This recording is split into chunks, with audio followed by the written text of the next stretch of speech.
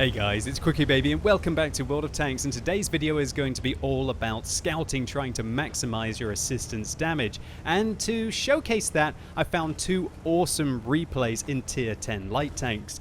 Firstly, our hero is going to be Die Rotzanger, which roughly translates into one of those long wrenches, so I guess he's going to be putting the squeeze on the enemy team.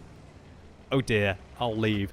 But anyway, actually thinking about it, he's not going to be putting the squeeze on, he's going to be enabling his allies to put the squeeze on using his view range. And that's really where the T100 LT specializes. Now, while it might not have the most impressive base view range itself, 390, and so you definitely want to be using things like coated optics, maybe even using vents on this tank and sacrificing maybe a rammer or alternatively the vertical stabilizers just to be able to bump that up even more. Definitely want to be taking situational awareness, recon, you know the drill, and it looks like Die Rotzanger is also taking extra combat rations to improve that a little bit more. It still seems bizarre to me that Wargaming, I guess, just didn't want the view range to be so darn high on the T100 LT as to why they would give it 390, which pretty much every other tier 10 tank has got 400 meters view range. And this is kind of meant to be the best scout in the game, kind of. But it's not really the view range that is the highlight of this tank. It's got two key aspects that do make it awesome. Number one, look how low profile the T100 LT is. And low profile in World of Tanks is not only very useful for avoiding shells, but importantly, the best... Oh, well, there's a way to lose 10% of your hit points nearly. Wow, 119 collision. But low profile vehicles also have fantastic camouflage. And the key perk that light tanks have compared to medium tanks or heavy tanks is that they have the same camouflage when they're moving and when they're sitting still. And so don't be worried about going forwards and backwards in your light tanks. Sure, you might give a new angle on for the opponents to be able to spot you, or maybe if you move a little bit, there's not going to be a tree or a bush giving you cover, but keeping moving in your light tanks, you have just as much camo as when you're stationary. And so the T100 LT, I think when you have this vehicle fully pimped out, has about 42% camo rating when it's moving. Now, there are also a couple of other things that I just realized that are very good about this tank. Number one, the gun dispersion values on this vehicle, well, apart from the accuracy, is a terrible 0.46. Wargaming really don't want you to play at long ranges in your light tanks, unless you're spotting. They don't want you to be shooting for yourself. But the dispersion values when you move, i.e. the bloom on the reticle, are pretty much non-existent. The T100 LT is kind of as accurate while it's moving as when it's completely stationary. And so this thing, you're not going to be seeing that so much in this replay, but I've seen some fantastic T100 LT games where they're just bombing it around, snapping shots into absolutely everything. And the other great thing about the T100 LT will be its armor, of course, with 90mm on the front and 40 on the side, making it one of, if not, well, yes, one of the most heavily armored light tanks in the game, along with the T54 lightweight and arguably the turret of the WZ-1321. Now, Die Rotzanger has showed you already in the first couple of minutes of this replay a couple of awesome positions that you can use. Firstly, we saw him in a fantastic, bold move all the way down here into a bush that was in this location that I'm circling on the minimap. From here, he was able to get some great vision of everyone along the one line, and now he's made it down into this bush, and this is a fantastic location. I didn't even realize that he's going to be able to be covered here, and he's just lighting up the whole of the enemy team that seems to get caught in the dip. And on highway, this seems to be becoming the meta on this map, that one team will decide to push along here, and the other team will either make their way through the town, but more often than not, they get stuck in the town, especially if the enemy medium tanks and light tanks have made their way along the west quickly. And then what happens is the mediums get stuck up in this area, but with Die Rotzanger managing to get some view range out here, he's enabling all of his allies to still be effective. Perfect light tank play. Or perfect play in, you could even do this in a medium, especially if you're in a faster medium like the Bat Chatillon or the Leopard. And his play here has enabled him to pick up 10,000 assistance damage so far. And I like what he's going to be doing here. Does he want to shoot through the mouse? He probably could have penetrated the back of the mouse there, but he chose not to. And look at this. He's driving away. He's not even looking at the mouse. Yet look at the assistance. He just got 1,368 tracking on that mouse. And it looks like Die Rotzanger doesn't really give a darn about WN8, and good for you with regards to that, but I'll highlight that in just a second. and he's just trying to maximize his assistance. Maybe he's going for marks of excellence in his T100 LT. What a great round there. 13,000 assistance, 637 damage dealt himself. But before we take a look at the post-game stats, let's move on and take a look to see how the Tier 10 German light tank can do on another map. So now our hero is going to be Pakinek01 playing in the Rheinmetall Panzerwagen. And I'm starting this commentary just a little early because take a look. Pakinek is clearly communicating with his allies. He's pinging where he's going to be spotting at the start of the battle. And he's even telling his team, camp for it. So I guess what he wants is for his team to go and use this location up here. From them, they'll be able to get shots all along this area, and he's going to try and light up the enemies as they're leaving their spawn and making their way towards the town. And lo and behold, there we go, the Rheinmetall Panzerwagen with its 420 meters view range, I think the joint highest in the game, manages to light up a whole load of targets at the start of this game. And here we go. We got some 113 behind, a T62A, AMX-50B, not even sure if that T57 Heavy is firing, the Griller as well, and that is how easy it is to be able to pick up nearly, what, 4,500? Will it go any higher? Wow, even a bounce off the mouse, that was quite fortunate.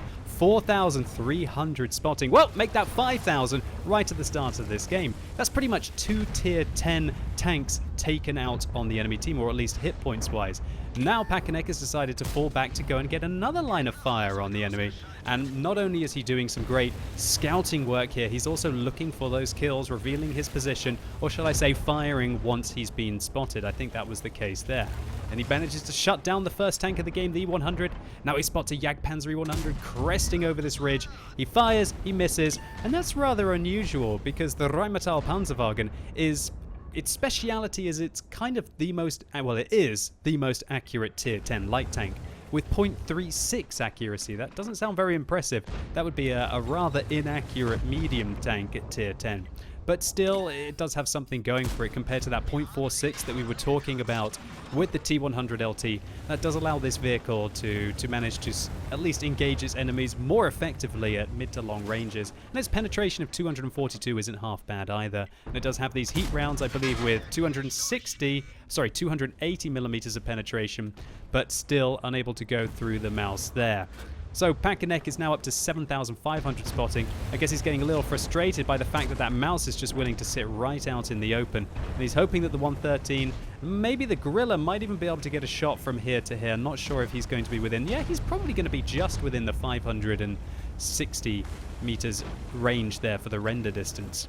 So Pakinek still lighting up this mouse. So what else is good again about the Rheinmetall Panzerwagen? Well, it does have the best top speed of any of the Tier 10 light tanks at 75 kilometers an hour. I'm not sure if that makes it one of, if not the fastest, top speed limit of any of the Tier 10 vehicles. I can't think of anything that would be faster. So I think it probably does. And with an impressive power to weight ratio as well, you really can get around the battlefield very quickly. Just watch out, however, because as we can see, unlike the T100 LT, the gun bloom on this tank is absolutely atrocious, so you're not going to be able to snap your shots in, especially after doing even small turret turns, and God forbid that you have to move and then stop and be able to shoot. And unfortunately, unlike the T100 LT, this vehicle is not very low profile, and so the camera rating, definitely not nearly as good as the Tier 10 Soviet light tank, or even a couple of the other light tanks, I believe.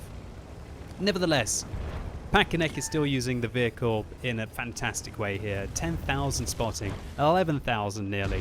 And one of the key reasons why I wanted to highlight these two replays is because, let's be honest, this isn't just Prokhorovka and Malinovka. I was looking down the list of replays that have been uploaded to What Replays for the best spotting games so far this patch. And all of them, oh, I love it look when he depresses the gun here, how the gun goes through the top of the roof. That looks absolutely amazing on the Rheinmetall Panzerwagen. Look at that, the gun now sticking up to be able to depress. That's really cool. But all of the best replays, so to say, at least with regards to gaining assistance damage, were on Prokhorovka or Malinovka. Now, I've showcased those kind of two bush locations loads of times before, and I just thought the two locations that I'm showing you here, well, they're definitely some that you might be able to use. And I know a lot more people are playing light tanks now with the Tier 10 lights in the game. Lots of people still trying to do the Light Tank 15 mission to be able to get that assistance, and both of these replays would not only have completed the hardest light tank mission in the game, arguably, but absolutely smashed it by 50%, over 50% now. 13,000 combined, not too bad, hey? So at these kind of ranges, Mackinac is now loading some heat rounds. He needs to really find the back of the turret of the mouse there. I don't think he's going to be able to go through the side, even with 280 millimeters of heat pen. That well-armored and also angled tier 10 German behemoth, just able to kind of laugh at the heat rounds even at those kind of ranges. Will he be able to? He's going for the tracks. Oh, that was a really bad decision to shoot the tracks there.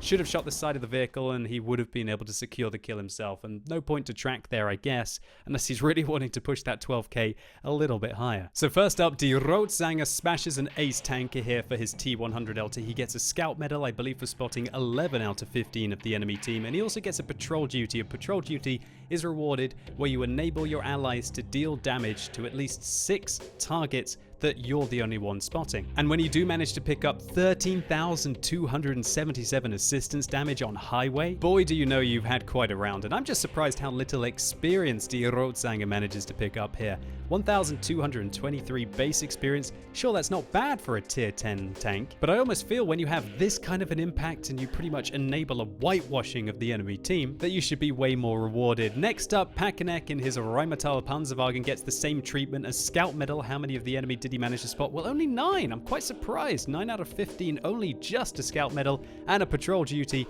for his 12,140 assistance damage. That's absolutely crazy on this map. I've never seen such a dominant scouting performance on Live Oaks, and it might have something to do with the fact of how many tier 10 super heavies there were on the enemy team for him to spot, with terrible camo rating and lots of health. And just like with the previous replay, 1,249 base experience, this is not bad for a tier 10, but I still feel the game is skewed towards trying to stay alive on the red line and just secure those kills. But this next part is ridiculous. Just look how much those replays were worth with regards to WN8. The T100 LT game was red, 556, and the Rheinmetall Panzerwagen barely makes green, I guess, with 1,500. Highlighting to you one of the biggest issues with depending on WN8 purely, as it does not take into account assistance damage that a player deals. Nevertheless, 2 awesome tier 10 light tank performances on maps that you might not have considered to be scoutable. And a big thank you to Mackinac and also to Die Rotzanger for uploading these replays so that we can pick up a few tips and tricks along the way. And hopefully you enjoyed this video, or maybe it was just useful to you. If it was, please consider giving it a like. I'd really appreciate it. And I'd also like to highlight that Die Rotzanger has his own YouTube channel, and it's absolutely tragic that there's a 14,000 spotting Sheridan gameplay here that only has 49 views, and so I'm definitely going to put a link down below. You should go and check it out. And as always, thank you so much for watching. You've been epic, and hopefully I'll see you soon.